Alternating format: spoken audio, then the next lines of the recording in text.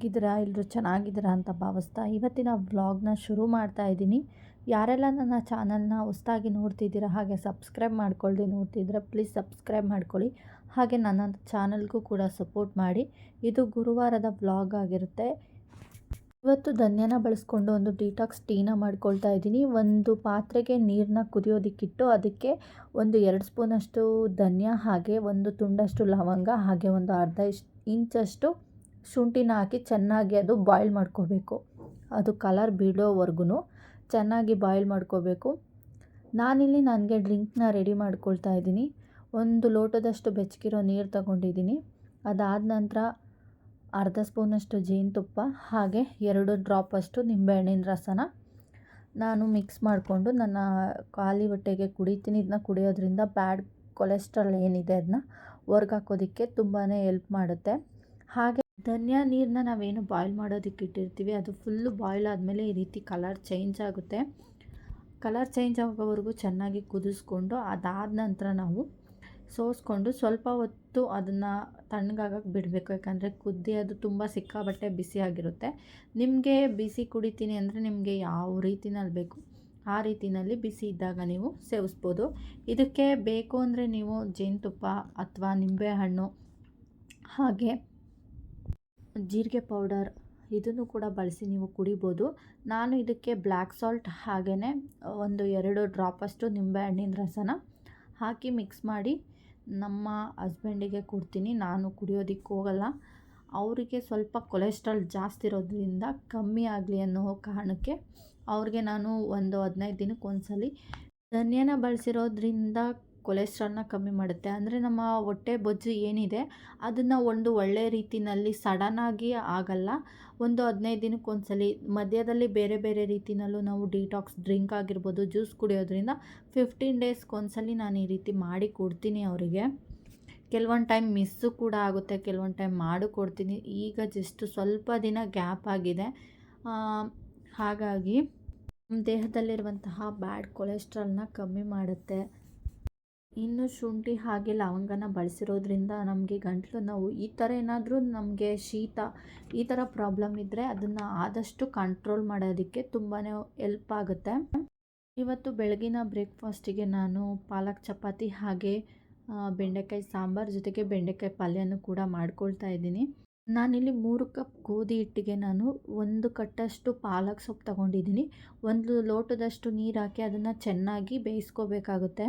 ಅದು ಸಾಫ್ಟ್ ಆಗೋವರೆಗೂ ಅದನ್ನು ಬೇಯಿಸ್ಕೊಂಡು ಅದು ಸೊಪ್ಪು ಸ್ವಲ್ಪ ಆರಿದ ನಂತರ 2 ಹಸಿಮೆಣ್ಸಿನ್ಕಾಯಿ, ಒಂದು 4ರಷ್ಟು ಬೆಳ್ಳುಳ್ಳಿ ಹಾಕಿ ಆ ಪಾಲಕ್ ಜೊತೆನೇ ಆದಷ್ಟು ಸಾಫ್ಟಾಗಿ ರುಬ್ಕೋಬೇಕು.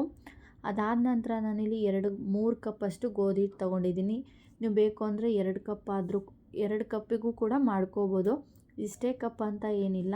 ಅಂದರೆ ನಾವು ಪೌಡರ್ನ ಅಂದರೆ ಗೋಧಿ ಹಿಟ್ಟನ್ನ ಕಮ್ಮಿ ಹಾಕ್ಕೊಂಡ್ರೆ ಕಲರ್ ವೈಸ್ ಜಾಸ್ತಿ ಬರುತ್ತೆ, ಗೋಧಿ ಹಿಟ್ಟನ್ನ ಜಾಸ್ತಿ ಹಾಕ್ಕೊಂಡ್ರೆ ಕಲರ್ ವೈಸ್ ಕಮ್ಮಿ ಬರುತ್ತೆ. ಹಾಗಾಗಿ ನಾನು ಇಲ್ಲಿ 3 ಕಪ್ಪಷ್ಟು ಗೋಧಿ ಹಿಟ್ಟು ತೊಗೊಂಡಿದ್ದೀನಿ. ಅದಕ್ಕೆ 1 ಸ್ಪೂನಷ್ಟು ಉಪ್ಪು ಹಾಕ್ಕೊಂಡು ನೆಕ್ಸ್ಟು ನಾವೇನು ರುಬ್ಕೊಂಡಿದ್ದೀವಿ ಪಾಲಕ್ಕು, ಹಸಿಮೆಣ್ಸಿನ್ಕಾಯಿ ಹಾಗೆ ಬೆಳ್ಳುಳ್ಳಿ ಪೇಸ್ಟ್ನ ನಾನು ಇಲ್ಲೇ ಆ್ಯಡ್ ಮಾಡಿಕೊಂಡು ಚೆನ್ನಾಗಿ ಮಿಕ್ಸ್ ಮಾಡ್ಕೊಳ್ತೀನಿ. ಆದಷ್ಟು ಸಾಫ್ಟಾಗಿ ಮಿಕ್ಸ್ ಮಾಡ್ಕೊಳ್ತೀನಿ. ಮಾಮೂಲಿ ಚಪಾತಿ ಹಿಟ್ಟಿನ ಅದ ನಿಮಗೆ ಗೊತ್ತೇ ಇರುತ್ತೆ, ಚಪಾತಿ ಮಾಡೇ ಮಾಡ್ತೀರಾ ನಿಮ್ಮ ಮನೆಯಲ್ಲೆಲ್ಲ. ಹಾಗಾಗಿ ನಾನಿಲ್ಲಿ ಚಪಾತಿ ಹಿಟ್ಟಿನ ಅದಕ್ಕೆ ಸ್ವಲ್ಪ ಸಾಫ್ಟಾಗಿ ಕಲಿಸ್ಕೊಳ್ತೀನಿ. ಅದನ್ನ ಚೆನ್ನಾಗಿ ಕಲಿಸ್ಕೊಂಡು ಇನ್ನೂ ಸ್ವಲ್ಪ ಬೇಕು ಅಂದರೆ ನೀರನ್ನು ಕೂಡ ಆ್ಯಡ್ ಮಾಡ್ಕೊಳ್ಬೋದು. ಆದಷ್ಟು ತೆಳ್ಳಗೆ ನಾವು ರುಬ್ಕೊಳ್ಳೋದ್ರಿಂದ ಶುಂಠಿ ಬೇಕು ಅಂದರೂ ಕೂಡ ಆ್ಯಡ್ ಮಾಡ್ಕೊಳ್ಳಿ. ನಾನು ಶುಂಠಿ ಹಾಕಿಲ್ಲ. ಬೆಳ್ಳುಳ್ಳಿ ಹಾಗೆ ಹಸಿಮೆಣ್ಸಿನ್ಕಾಯಿ ಪೇಸ್ಟ್ ಆಗಲ್ಲ ನುಣ್ಣಿಗೆ, ಹಾಗಾಗಿ ಸ್ವಲ್ಪ ತಿಕ್ಕಾಗಿ ನಾನಿಲ್ಲಿ ಪೇಸ್ಟ್ ಮಾಡಿಕೊಂಡು ನೆಕ್ಸ್ಟು ಸ್ವಲ್ಪ ನೀರನ್ನ ಆ್ಯಡ್ ಮಾಡಿಕೊಂಡು ನಾನು ಮಿಕ್ಸ್ ಮಾಡಿಕೊಂಡು ಚಪಾತಿ ಹಿಟ್ಟಿನ ಅದಕ್ಕೆ ಕಲಿಸ್ಕೊಳ್ತೀನಿ. ಮಧ್ಯದಲ್ಲಿ ಕೂಡ ಸ್ವಲ್ಪ ಆಯಿಲ್ನ ಮಿಕ್ಸ್ ಮಾಡ್ಕೊಳ್ತೀನಿ. 1 ಸ್ಪೂನಷ್ಟು ಆಯಿಲ್ನ ಮಿಕ್ಸ್ ಮಾಡ್ಕೊಳ್ತೀನಿ. ಲಾಸ್ಟಲ್ಲಿ ಇದೆಲ್ಲ ಮಿದ್ದಾದಮೇಲೆ ನಾನು 2-3 ಸ್ಪೂನಷ್ಟು ಮೇಲೆ ಆಯಿಲ್ನ ಅಪ್ಲೈ ಮಾಡಿ ಹಾಗೆ ಬಿಡ್ತೀನಿ. ಒಂದು 5-10 ನಿಮಿಷದವರೆಗೂ ಬಿಡ್ತೀನಿ. ನಾನು ಲಾಸ್ಟಲ್ಲಿ ಚಪಾತಿ ಮಾಡೋದ್ರಿಂದ ಹಾಗೆ ಅದು ಉಣಿಯುತ್ತೆ, ಜೊತೆಗೆ ಸಾಫ್ಟ್ನೆಸ್ ಬರುತ್ತೆ. ಹಾಗಾಗಿ ನಾನು ಅದನ್ನ ಹಾಗೆ ಬಿಡ್ತೀನಿ. ನೆಕ್ಸ್ಟು ನಾನು ಇಲ್ಲಿ ಬೆಂಡೆಕಾಯಿ ಪಲ್ಯಕ್ಕೆ ರೆಡಿ ಮಾಡಿಕೊಂಡು ಅದಾದ ನಂತರ ಬೆಂಡೆಕಾಯಿ ಸಾಂಬಾರಿಗೂ ಕೂಡ ರೆಡಿ ಮಾಡ್ಕೊಳ್ಳೋಷ್ಟರಲ್ಲಿ ಇದು ಕೂಡ ಸಾಫ್ಟ್ನೆಸ್ ಬಂದಿರುತ್ತೆ, ಹಾಗೆ ಉಂತಿರುತ್ತೆ.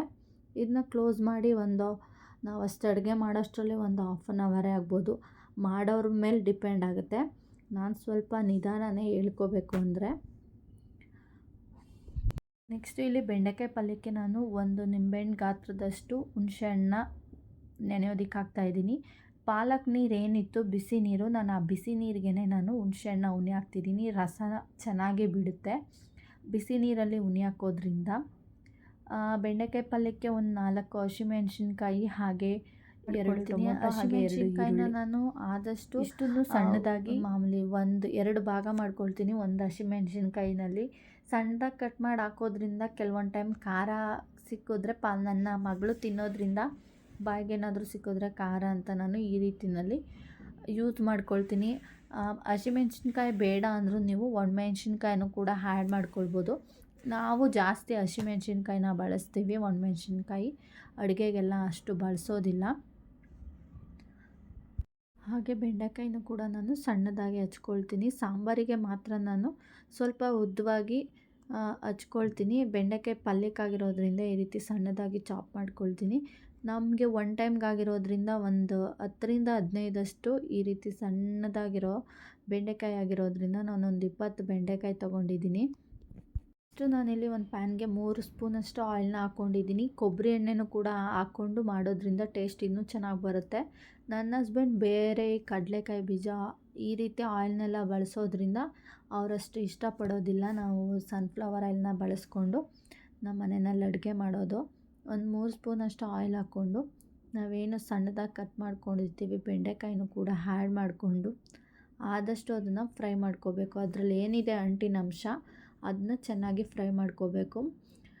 10 ನಿಮಿಷ ಫ್ರೈ ಮಾಡ್ತಾ ಅದು ಸ್ವಲ್ಪ ಬಾಡ್ದಂಗೆ ಆಗುತ್ತೆ. ಆವಾಗ ನಾನು ಹುಣಸೆ ಹಣ್ಣನ್ನು ಉನಿ ಹಾಕಿದ್ನಲ್ಲ ಅದರ ರಸನ ನಾನು ಆ್ಯಡ್ ಮಾಡ್ಕೊಳ್ತೀನಿ. ಸ್ವಲ್ಪನೇ ಆ್ಯಡ್ ಮಾಡಿಕೊಂಡು ಅದನ್ನ ಸುಂಡೋವರೆಗೂ ಫ್ರೈ ಮಾಡ್ತಾ ಬರುತ್ತೀನಿ. ಅದರಲ್ಲಿರುವಂತಹ ಅಂಟಿನ ಅಂಶ ಎಲ್ಲ ಅದು ಹೋಗುತ್ತೆ.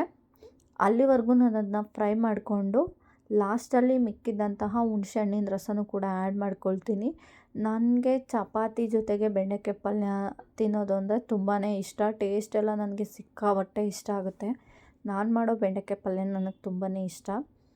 ಹಾಗಾಗಿ ನಾನು ಬೆಂಡೆಕಾಯಿ ಪಲ್ಯ ಮಾಡಿದಾಗೆಲ್ಲ ಚಪಾತಿ ಅಂತೂ ಪಕ್ಕ. ಅದ್ರ ಜೊತೆಗೆ ಅನ್ನದ ಜೊತೆನೂ ಕೂಡ ತಿನ್ಬೋದು, ಅಷ್ಟು ಚೆನ್ನಾಗಿರುತ್ತೆ. ಟ್ರೈ ಮಾಡಿ ನೋಡಿ ನೀವು ಕೂಡ ಒನ್ ಟೈಮು.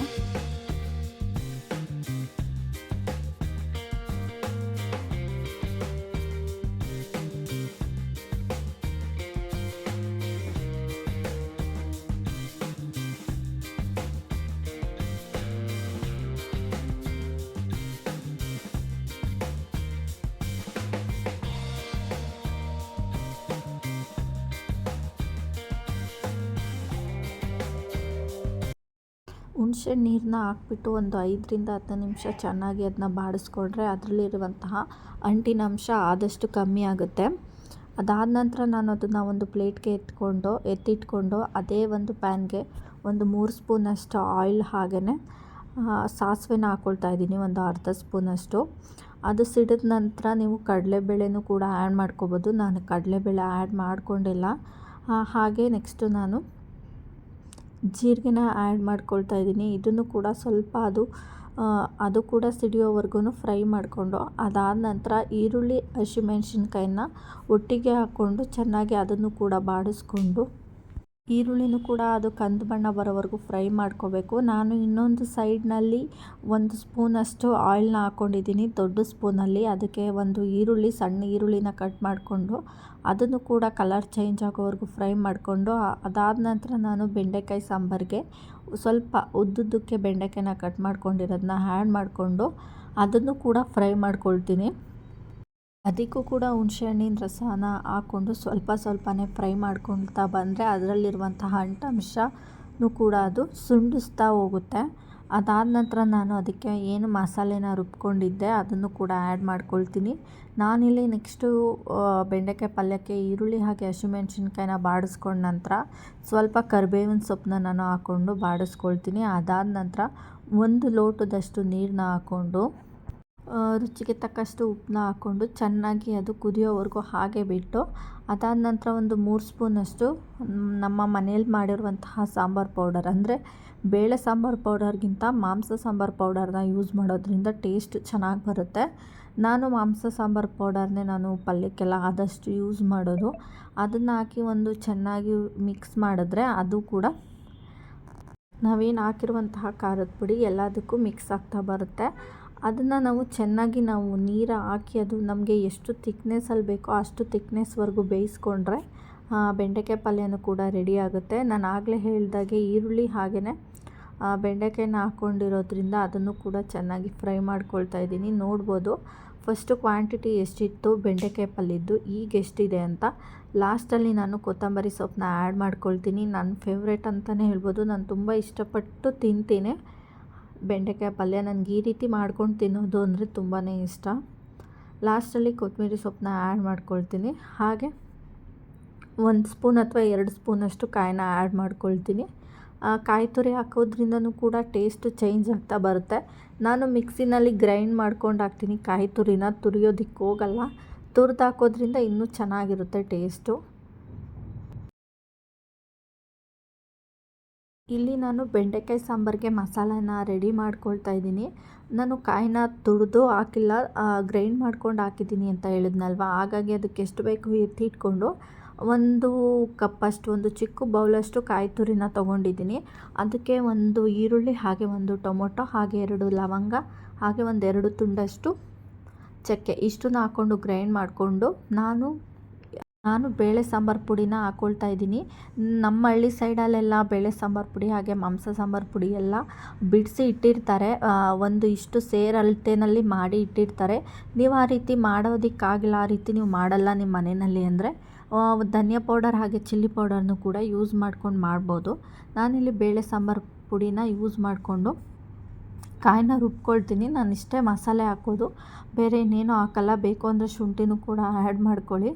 ಅದಷ್ಟನ್ನು ಹಾಕ್ಕೊಂಡು ನೆಕ್ಸ್ಟು ಏನು ಬೆಂಡೆಕಾಯಿನಲ್ಲಿರುವಂಥ ಅಂಟಿನಂಶ ಹೋದ್ಮೇಲೆ ಅದಕ್ಕೆ ನಾನು ಮಸಾಲೆನ ಆ್ಯಡ್ ಮಾಡಿಕೊಂಡು ಜೊತೆಗೆ ಹುಣಸೆಹಣ್ಣಿನ ರಸನೂ ಕೂಡ ಮತ್ತೆ ಆ್ಯಡ್ ಮಾಡ್ಕೊಳ್ತೀನಿ ಉಳಿದಿರುವಂತಹದ್ದು. ಹುಣಸೆಹಣ್ಣಿನ ರಸ ಹಾಕೋದ್ರಿಂದ ಬೆಂಡೆಕಾಯಿ ಸಾಂಬಾರು ಟೇಸ್ಟೇ ಚೆನ್ನಾಗಿರುತ್ತೆ. ಸೇಮ್ ಮೀನು ಸಾಂಬಾರು ಹೇಗಿರುತ್ತೆ ಆ ರೀತಿ ಟೇಸ್ಟ್ ಬರುತ್ತೆ, ತುಂಬಾ ಚೆನ್ನಾಗಿರುತ್ತೆ. ಹಾಗಾಗಿ ನೆಕ್ಸ್ಟು ಹುಣಸೆಹಣ್ಣಿನ ರಸನ ಹಾಕಿದ್ಮೇಲೆ ನಾನು ಲಿಡ್ನ ಕ್ಲೋಸ್ ಮಾಡಿ 1-2 ವಿಷಲ್ಸ್ನ ಕೂಗಿಸ್ಕೊಳ್ತೀನಿ. ಹಾಗೆ ಬೇಯಿಸೋರು ಕೂಡ ಹಾಗೆ ಬೇಯಿಸ್ಕೊಳ್ತಾರೆ. ರುಚಿಗೆ ತಕ್ಕಷ್ಟು ಉಪ್ಪನ್ನು ಕೂಡ ಹಾಕ್ಕೊಳ್ಳಿ. ಆಗಲೇ ಹೇಳಿದಾಗೆ ನಾನು ಲಾಸ್ಟಲ್ಲಿ ಚಪಾತಿನ ಲಟ್ಟಿಸ್ಕೊಳ್ತೀನಿ ಅಂತ ಹೇಳಿದ್ದೆ ಅಲ್ವಾ. ಸೊ ಹಾಗಾಗಿ ನಾನು ಈಗ ಚಪಾತಿನ ಲಟ್ಟಿಸ್ಕೊಂಡಿದ್ದೆ. ತುಂಬಾ ಸಾಫ್ಟಾಗಿತ್ತು, ಜೊತೆಗೆ ಉಬ್ಬಿ ಕೂಡ ಬಂದಂಗೆ ಆಗಿತ್ತು. ಅಂದರೆ ತುಂಬ ಏನು ಉಬ್ಬಿ ಬರೋದಿಲ್ಲ, ಲೈಟಾಗಿ ಒಂದು ಉಬ್ಬಿದಂಗೆ ರೀತಿ ಕಾಣುತ್ತೆ. ನಾವು ಕ್ಲೋಸ್ ಮಾಡೋದಕ್ಕಿಂತ ಮುಂಚೆ ಹಾಗೆ ತೆಗೆದ ಮೇಲೂ ಕೂಡ ಸ್ವಲ್ಪ ಡಿಫ್ರೆನ್ಸ್ ಕಾಣುತ್ತೆ. ನೆಕ್ಸ್ಟು ನಾನಿಲ್ಲಿ ನಮಗೆ ಎಷ್ಟು ಶೇಪಿಗೆ ಬೇಕೋ ಅಷ್ಟು ಶೇಪಲ್ಲಿ ನಾನು ಲಟ್ಟಿಸ್ಕೊಳ್ತಿದ್ದೀನಿ. ನಾನು ಚಪಾತಿನ ಆಲ್ಮೋಸ್ಟು ದೊಡ್ಡ ಸೈಜಲ್ಲೇ ನಾನು ಲಟ್ಟಿಸ್ಕೊಳ್ಳೋದು, ಚಿಕ್ಕದಾಗೆಲ್ಲ ಲಟ್ಸೋದಕ್ಕೆ ಹೋಗಲ್ಲ. 1-2 ಚಪಾತಿ ತಿಂದ್ರೇ ಹೊಟ್ಟೆ ತುಂಬೋಗಬೇಕು, ಆ ರೀತಿನ ಲಟ್ಟಿಸ್ಕೊಳ್ತೀನಿ. ಇದನ್ನ ಲಟ್ಟಿಸ್ಕೊಂಡು ನಾನು ಲೇಯರ್ ಚಪಾತಿ ಮಾಡ್ತಿರೋದ್ರಿಂದ ಮಾಮೂಲಿ ಚಪಾತಿನ ನಾವು ಹೇಗೆ ಅಗಲಕ್ಕೆ ಲಟ್ಟಿಸ್ಕೊಂಡು ಅದಕ್ಕೆ ಸ್ವಲ್ಪ ಆಯಿಲ್ನ ಅಪ್ಲೈ ಮಾಡಿದ ನಂತರ ನಮಗೆ ಯಾವ ಶೇಪಿಗೆ ಬೇಕು ನಾವು ಆ ಶೇಪ್ನಲ್ಲಿ ಅದನ್ನ ನಾವು ಮಾಡ್ಕೋಬೋದು. ನಾನಿಲ್ಲಿ ಡೈಮಂಡ್ ಶೇಪಿಗೆ ಮಾಡ್ಕೊಂಡಿದ್ದೀನಿ, ಬಟ್ ಅದು ಲಟ್ಟಿಸ್ತಾ ಅದು ಶೇಪ್ ವೈಸ್ ಚೇಂಜ್ ಆಗ್ತಾ ಬರುತ್ತೆ. ನಾನು ಈ ಶೇಪೇ ಆ ಶೇಪೇ ಅಂತ ಏನಿಲ್ಲ, ಬಟ್ ಲೇಯರ್ ಶೇಪಲ್ಲಿ ಬೇಕು ಅಂದರೆ ಈ ರೀತಿಯಲ್ಲಿ ಮಾಡ್ಕೊಳ್ಳಿ, ಚೆನ್ನಾಗಿರುತ್ತೆ. ಟೇಸ್ಟ್ ವೈಸು ಕೂಡ ಚೆನ್ನಾಗಿರುತ್ತೆ. ಈ ರೀತಿ ಚಪಾತಿ ಮಾಡ್ಕೊಂಡು ತಿನ್ನೋದ್ರಿಂದ ನನ್ನ ಮಗಳು ತುಂಬ ಇಷ್ಟಪಟ್ಟು ತಿಂತಾಳೆ. ಈ ರೀತಿ ಡಿಫ್ರೆಂಟಾಗೆಲ್ಲ ಮಾಡಿಕೊಡೋದ್ರಿಂದ ಅವಳು ಅಷ್ಟೇ ಚಪಾತಿನೆಲ್ಲ ಇಷ್ಟಪಡ್ತಾಳೆ. ಈ ರೈಸ್ ಐಟಮ್ ಎಲ್ಲ ಅಷ್ಟು ಇಷ್ಟಪಡೋದಿಲ್ಲ ತಿನ್ನೋದಕ್ಕೆ. ನಮ್ಮ ಮನೇಲಿ ಸ್ವಲ್ಪ ಆದಷ್ಟು ರೈಸ್ ಐಟಮ್ನ ಕಮ್ಮಿ ಮಾಡು ಅಂತಾರೆ. ಬಟ್ ನಮಗೆ ರೈಸ್ ಐಟಮ್ ತಿಂದ್ರೇ ನನಗೆ ಹೊಟ್ಟೆ ತುಂಬ್ದಾಗ ಫೀಲ್ ಆಗೋದು. ನೆಕ್ಸ್ಟು ಅದನ್ನ ಆ ರೀತಿಯಲ್ಲಿ ಲಟ್ಟಿಸ್ಕೊಂಡು ಆದಷ್ಟು ಸ್ವಲ್ಪ ಮೀಡಿಯಮಲ್ಲಿ ತೆಕ್ಕು ಬೇಡ, ಈ ಕಡೆ ತುಂಬ ತೆಳ್ಳಗೂ ಬೇಡ, ಆ ರೀತಿಯಲ್ಲಿ ಲಟ್ಟಿಸ್ಕೊಂಡ ನಂತರ ನಾನು ತವಕ್ಕೆ ಹಾಕಿ ನಾನು ನೆಕ್ಸ್ಟ್ ಅದಾದಮೇಲೆ ಯಾವುದೇ ರೀತಿ ಪೌಡರ್ನು ಕೂಡ ಗೋಧಿ ಹಿಟ್ಟು ಪೌಡ್ರನ್ನ ಹಾಕಿ ಲಟ್ಟಿಸ್ಕೊಳ್ಳೋದಕ್ಕೆ ಹೋಗಿಲ್ಲ. ಹಾಗೆ ಎಣ್ಣೆನ ಅಪ್ಲೈ ಮಾಡಿದ್ಮೇಲೆ ಬೇಕು ಅಂದರೆ ಅಂಟ್ತಿದೆ ಅಂದರೆ ಇಟ್ಟು ಕೆಳಗಡೆ ಸ್ವಲ್ಪ ಗೋಧಿ ಹಿಟ್ಟನ್ನ ಉದುರಿಸ್ಕೊಂಡು ಅದ್ರ ಮೇಲೆ ನೀವು ಲಟ್ಟಿಸ್ಬೋದು. ನಾನು ಚಪಾತಿ ಹಿಟ್ಟು ಮೇಲೆ ಪೌಡರ್ನ ಹಾಕೋದಕ್ಕೆ ಹೋಗಿಲ್ಲ. ಅದಾದ ನಂತರ ನಾನು 2 ಸೈಡು ಸ್ವಲ್ಪ ಆಯಿಲ್ನ ಅಪ್ಲೈ ಮಾಡಿಕೊಂಡು ಬೇಯಿಸ್ಕೊಳ್ತೀನಿ.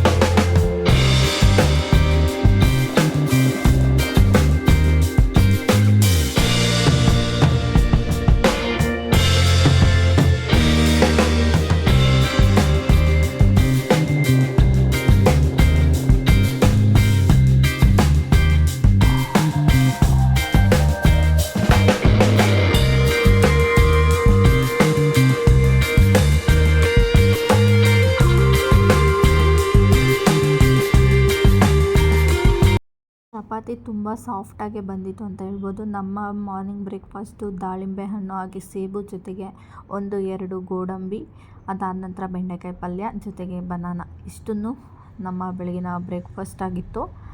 ಬೇಕು ಅಂದರೆ ನೀವು ಇನ್ನೂ ಸಣ್ಣದಾಗಿ ಅದನ್ನ ಮಡ್ಚ್ಕೊಂಡು ಲೇಯರ್ ಟೈಪಲ್ಲಿ ಮಾಡ್ಕೋಬೋದು. ನನಗೆ ಜಸ್ಟ್ ಇಷ್ಟು ಸಾಕು ಅನ್ನಿಸ್ತು, ಹಾಗಾಗಿ ಇನ್ನೂ ಜೋರಾಗಿ ಚಿಯ್ಯ ಮಾಡು ವಿನ್ಬಿಟ್ಟು.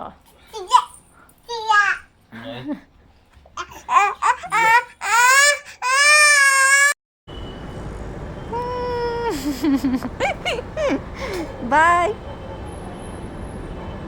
ಹಾಗೆ ಅಪ್ಪ ಮಗಳು ಕೂಡ ಟೈಮ್ ಪಾಸ್ ಮಾಡಿಕೊಂಡು ಇಬ್ಬರು ಜೊತೆಗೆ ಕೂಡ ತಿಂಡಿ ಮಾಡಿ ಅದಾದ ನಂತರ ಚಿನಿಮಾನ ಸ್ಕೂಲಿಗೆ ಬಿಟ್ಟು ನನ್ನ ಹಸ್ಬೆಂಡು ಅವರ ಕೆಲಸಕ್ಕೆ ಹೋಗ್ತಾರೆ.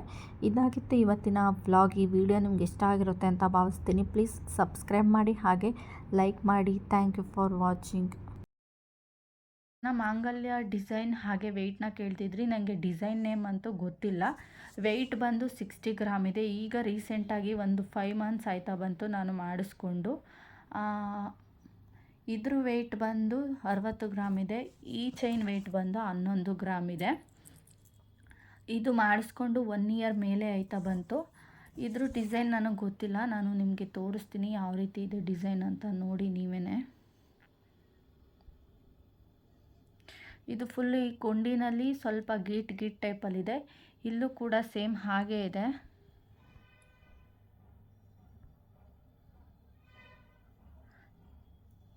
ಇದು ಕಟ್ಟಾಗೋ ಚಾನ್ಸಸ್ ಬಹಳ ಕಮ್ಮಿ, ಹಾಗಾಗಿ ನಾನು ಇದೇ ರೀತಿ ಮಾಡಿಸ್ಕೊಂಡೆ. ನಾನು ಇದಕ್ಕೆ ಕರಿಮಣಿನೂ ಕೂಡ ಆ್ಯಡ್ ಮಾಡಿಸ್ಬೋದಿತ್ತು, ಬಟ್ ನಮ್ಮ ಲೈಫ್ ಟೈಮ್ಗಾಗಿರೋದ್ರಿಂದ ಕರಿಮಣಿ ಹಾಕ್ದಷ್ಟು ಬೇಗ ಕಟ್ಟಾಗೋ ಚಾನ್ಸಸ್ ಇರುತ್ತೆ. ಇದ್ದು ಬಾಳಿಕೆ ಬರೋವಷ್ಟು ಕರಿಮಣಿ ನಾವು ಆ್ಯಡ್ ಮಾಡಿಸಿ ಮಾಡೋದು ಬಾಳಿಕೆ ಬರಲ್ಲ ಅಂತ ಹೇಳಿದ್ರು. ಹಾಗಾಗಿ ನಾನು ಲೈಫ್ ಟೈಮ್ ಆಗಿರೋದ್ರಿಂದ ನಾನು ಈ ರೀತಿಯಲ್ಲಿ ಮಾಡಿಸ್ಕೊಂಡಿದ್ದೀನಿ. ಇದು ಟೋಟಲ್ ಬಂದು ಇಷ್ಟು ಚೈನ್ ಬಂದು 60 ಗ್ರಾಮ್ ಇದೆ.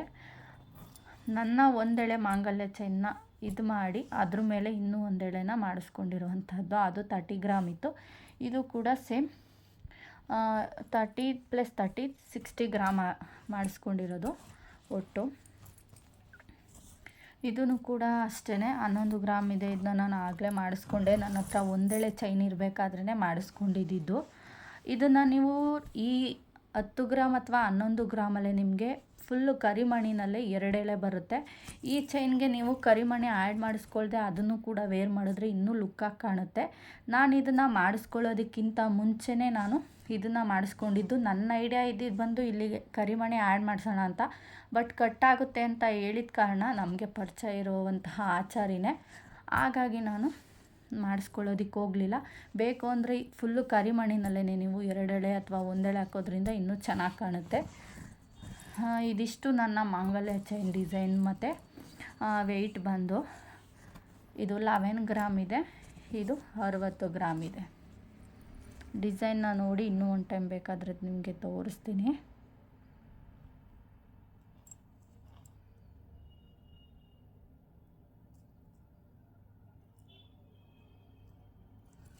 ಕೊಂಡಿನೂ ಕೂಡ ನಾನು ತಿಕ್ಕಾಗಿ ಮಾಡಿಕೊಟ್ಟಿದ್ದಾರೆ ಕಟ್ ಆಗಬಾರ್ದು ಅನ್ನೋ ಕಾರಣಕ್ಕೆ.